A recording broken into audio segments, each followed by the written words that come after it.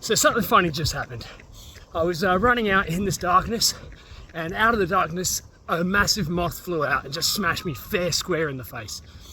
And the reason that's funny is because I have a close family member who can't stand moths, right? They can't stand the powder they leave and the fact that they seem to always just follow you around and be right there watching you. Anyway, so I just started laughing because I thought if that had happened to that person, they would have hated it. But the fact that it happened to me gives me something to laugh at. And it then took me on this thought pattern where I was remembering as a child, one of my other family members can't stand millipedes. And as a kid, I used to pick up millipedes and chase them around with them because I knew it would upset them, because that's what kids do, right?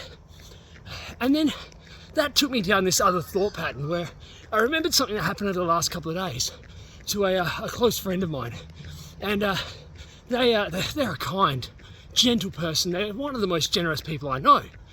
But I watched them have this interaction with a person, and it just didn't go the way I'd expected it.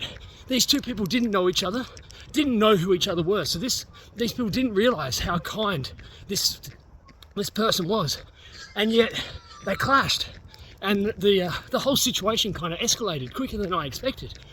And it just made me think about how important it is to know someone, to understand someone before you decide how you feel about the way they respond or the way they act in a certain way.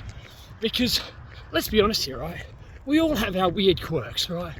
We all have our things that don't make sense.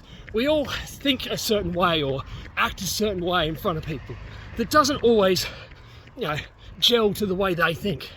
But if you get to know someone, if you truly understand who they are and what they stand for and why they respond a certain way, that helps you.